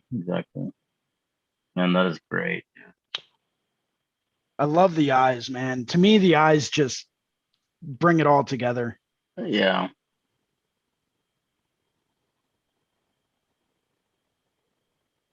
Yeah, it's really That's good, awesome. dude.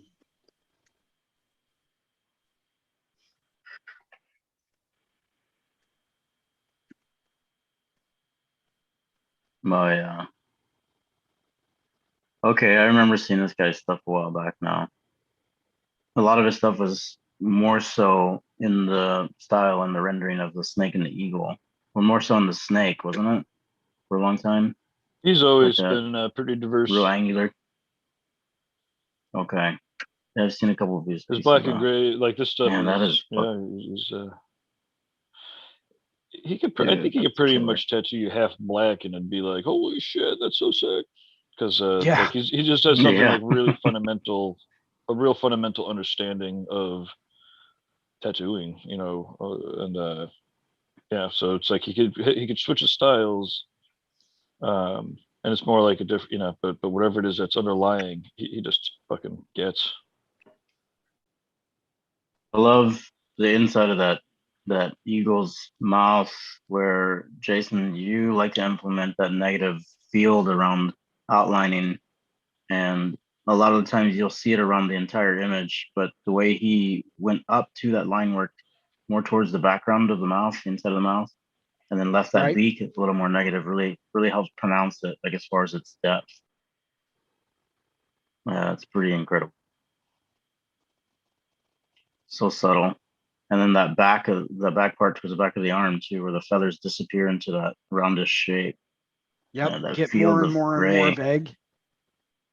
Yeah, and that field of gray is just so smooth, dude. Mm. And then those subtle little nods, it's a suggestion of those feathers. That's great. Great. This is a great tattoo, man. I don't even know what other word to use besides great. I just saying great. Great. Excellent choice, Gabe. Excellent choice. Yeah, for sure. Oh, I didn't know he was doing gang Killer, dude. tattoos. Sorry. Oh yeah. Yeah. Look at the pause on neg kind of relationship here. Mm-hmm. You know, very, very dark, Yeah, man. very maximally high contrast, and then super low contrast. Mm-hmm. Looks like he went back into that one a little bit more. Yeah. Just kind To of beef it help up a little establish bit. what it is, I think. Yeah. But I mean, look at the drapery. Yeah. The cloth, the weight, the way it fits the form. Yep. Pretty nice. Very statuesque.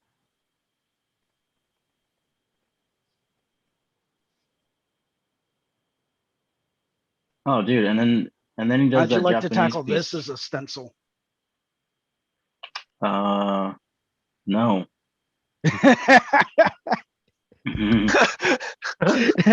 That okay, I'm gonna take it you're not really into that, Ricardo. I mean, that's a lot.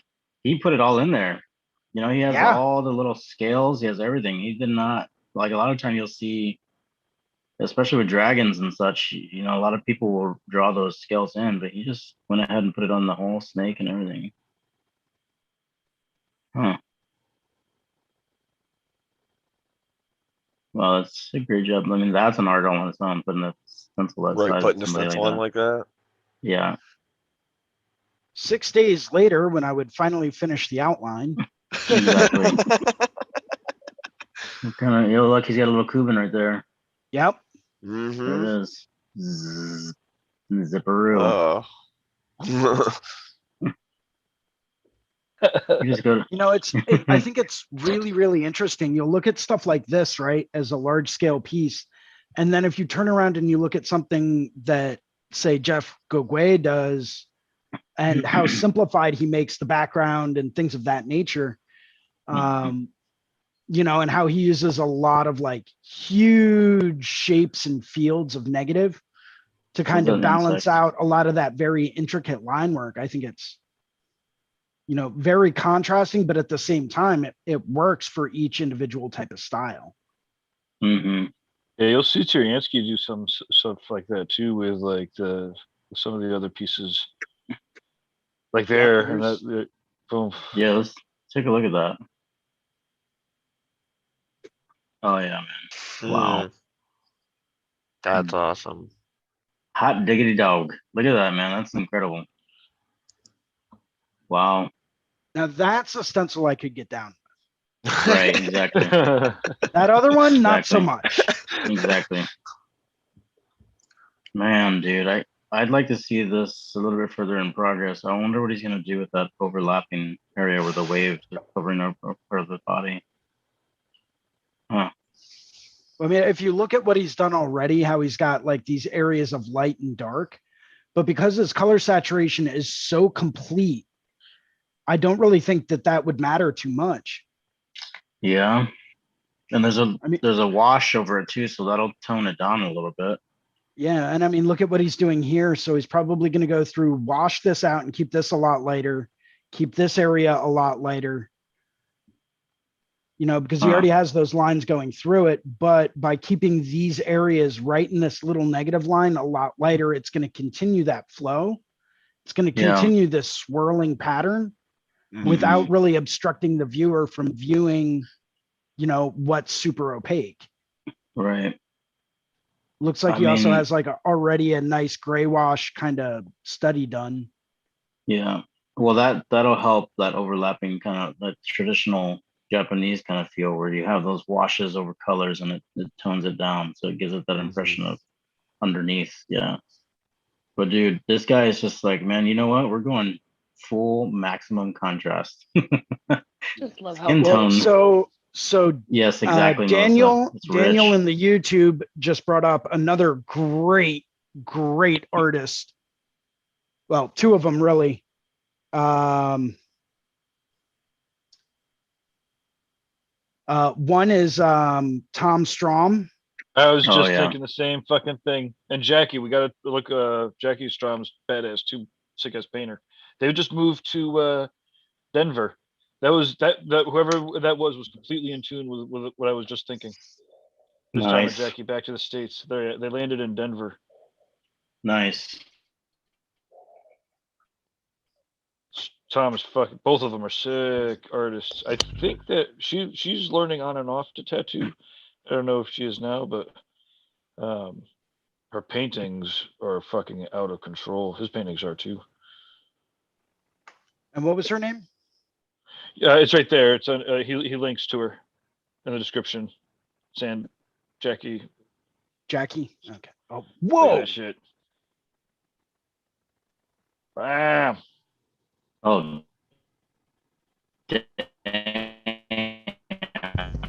What?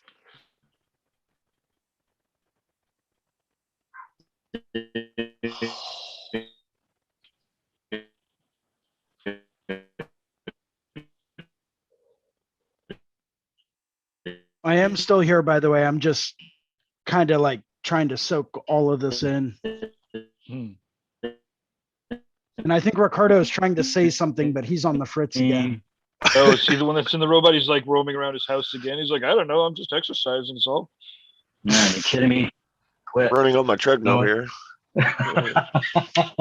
Now he'd probably He have is- better Wi-Fi if he was on a treadmill. Probably. Probably. Maybe I should go do that. Can you guys hear me now? If there's better? tattoo shops or artists looking to buy paintings, like they just landed here, moving over from Europe, so it'd be probably a great time. Hit them all up.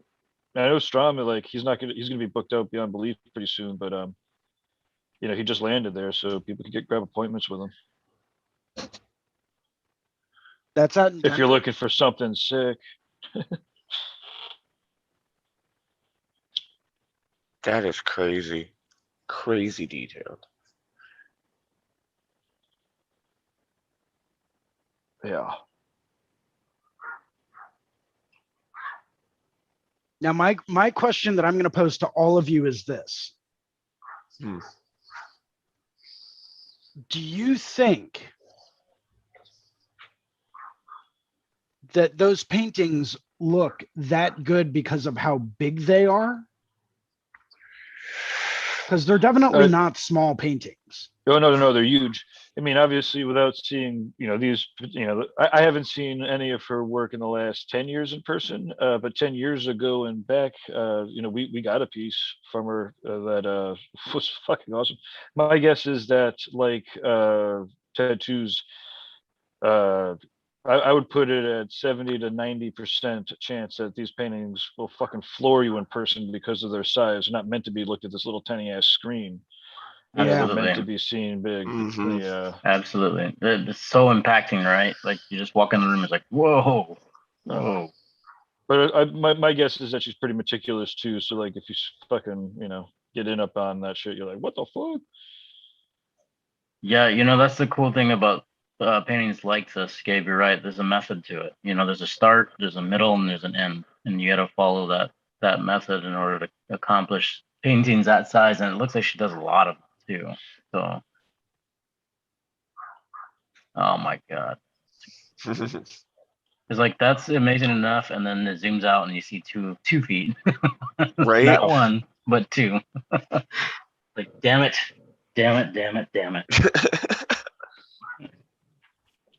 You know, but you know, it's the her progress has been tremendous, right? Like, not to take away, like I said, you know, her work was great 10 years ago when we you know, got one hanging on the wall here.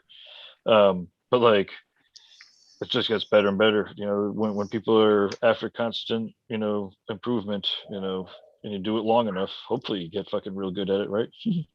That's the hope. Yeah.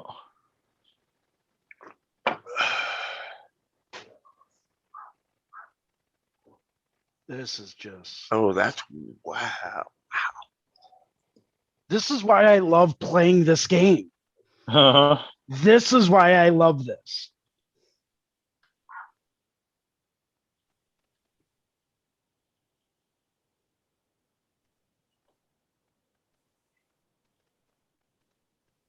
I mean, just the purples next to the teals and the light blues, and then you got reds and oranges galore.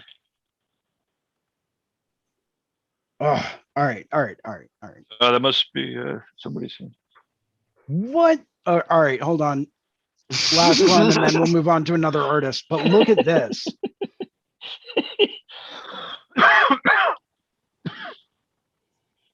Wow. Not a detail in the lace is crazy. I give up. Oh, that painting. I quit. That painting. I'm out. I'm done. That painting's all right. It's all right. Yeah, you know, it's okay. I mean, It's could use a okay. little I bit of mean, improvement, but you know, Just take a photograph of it. You know, I mean, they're it's all just good. painting over top of a photo. That's all. Right. Yeah, exactly. They used the smudge tool for the whole thing, didn't they? Exactly. See, I know these tricks. No, that's an incredible painting, man. It's hands down just So that's acrylic, huh? Wow. I give up on painting. Just when I thought I was starting to pick some things up. I'm actually going to open this up in a new tab and check that out later. Maybe go through and pick up a painting or commission or whatever. Stuff like But that. we that do have really one just other artist that I pushes you. wanted to visit. Yeah. Well, sorry, what was that, Melissa? I said it's stuff like that that really just it pushes you. You're just like, oh my gosh, how is this out there? And I've got this. Right? Right. Exactly. Yeah.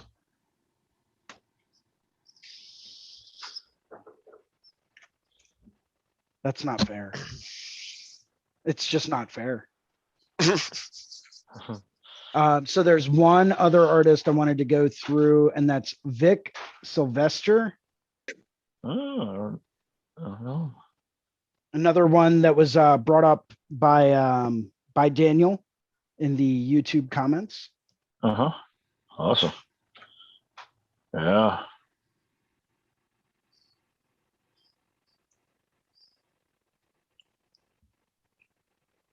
Yeah, Love look the cool unique art. perspective. Very grungy. Oh yeah, that's nice, man. Love the renderings. Hey, look at that. Oh yeah. Yeah, that's nice. Super stylized. Quick little coffee sketch. That would take me 9 years to do.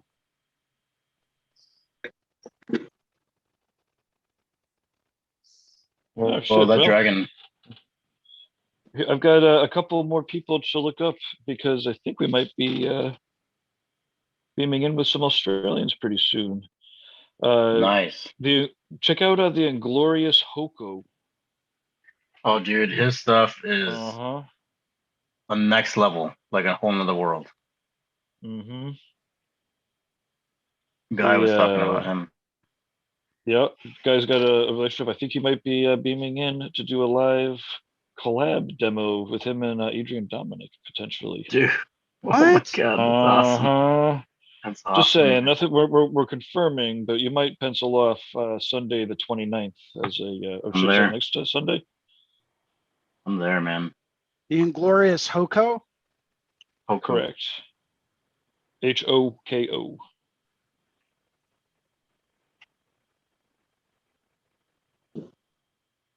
Not coming up. Maybe I misspelled it though. INGLOURIOUSHOKO. Oh, just Inglorious Hoko. Correct. Yeah, there we go. You. Hold on to your socks. Wow. Yeah, dude. I was just looking at that the other day.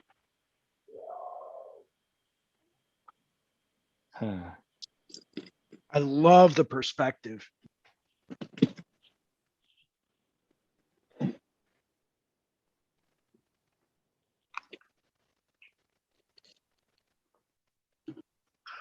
Definitely an artist that's not afraid to go a little dark, you know? Yeah. I think that's the understatement of a lifetime. Right?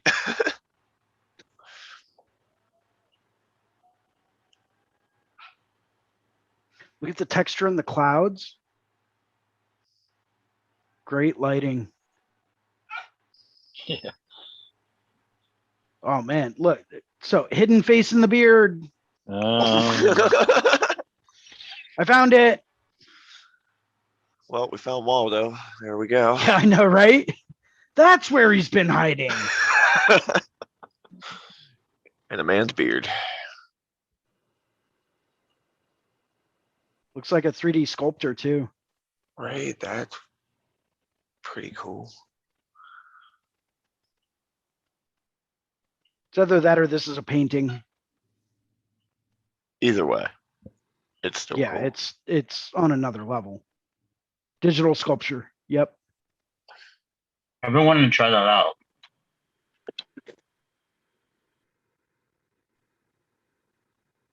Digital sculpting. It's tricky. Yeah, I've been wanting to try it out and kind of start using that as some models for tattoos, paintings. Go back up a little bit. I like the alien. That one's pretty cool. We are not alone.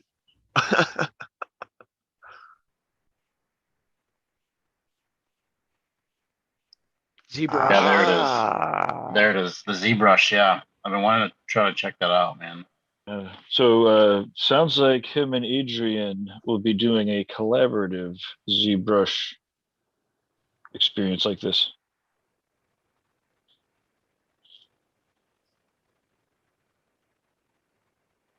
Yeah, Will this that be like takes a thinking like at a an walkthrough, artistic Gabe? level.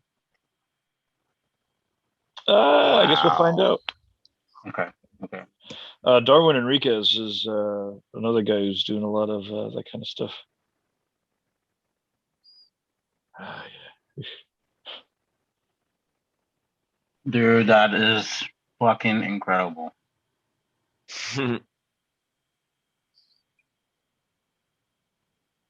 My God is the sun.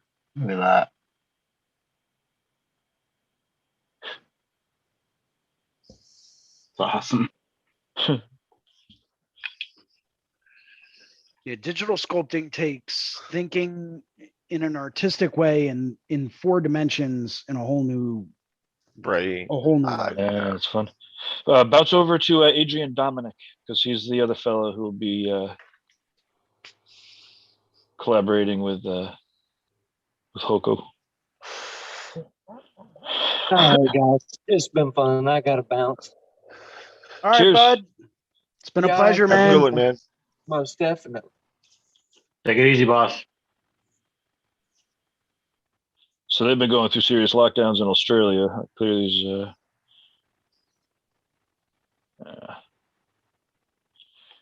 actually, speaking of, I think, what time is it? Okay, yeah, I got a boogie too. Well, Yeah. hey, have fun. It's been a great morning exploring all the new artists. Yeah, it's been Yeah, fun. likewise, Gabe. Always happy to have you on.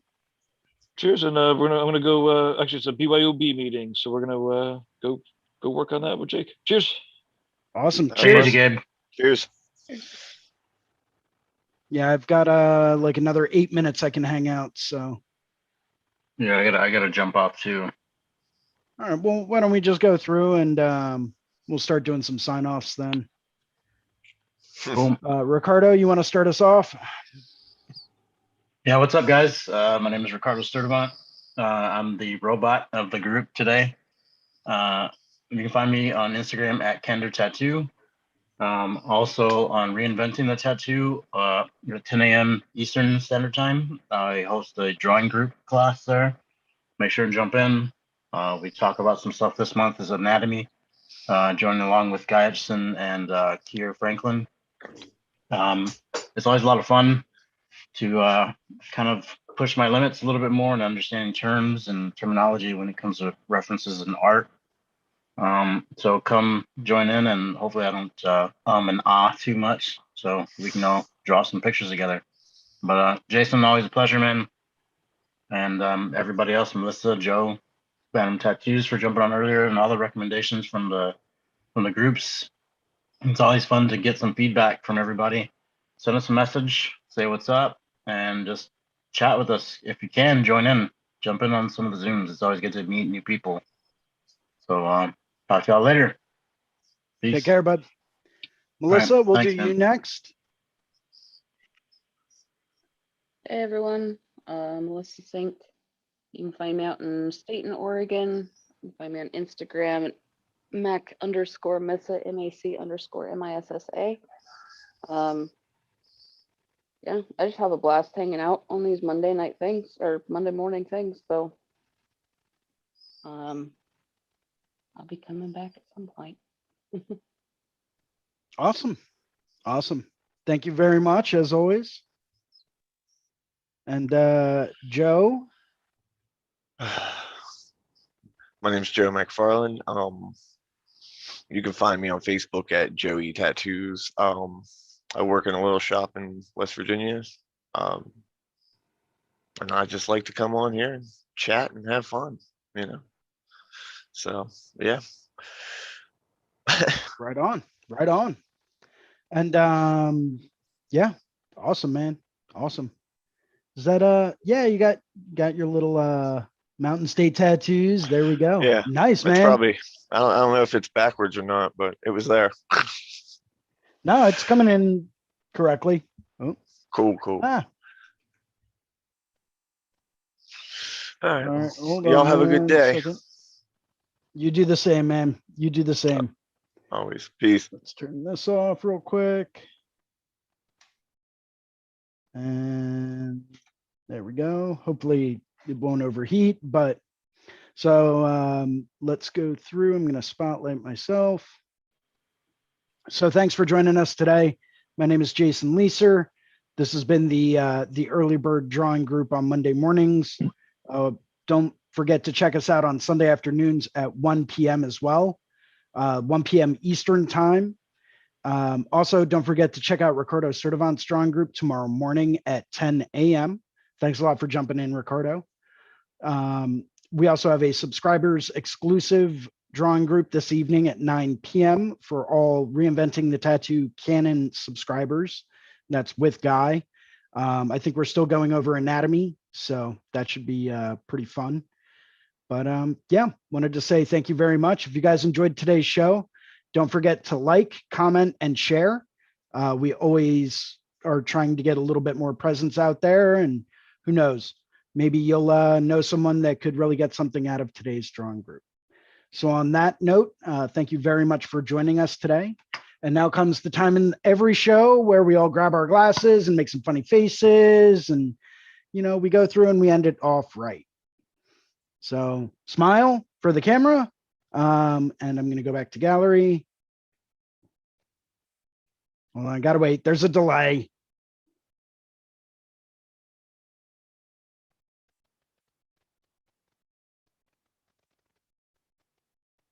Hold on. Dude, you got me there we holding go. this. Now we're back. You got me holding this face like crazy, man. Come on now. Let's do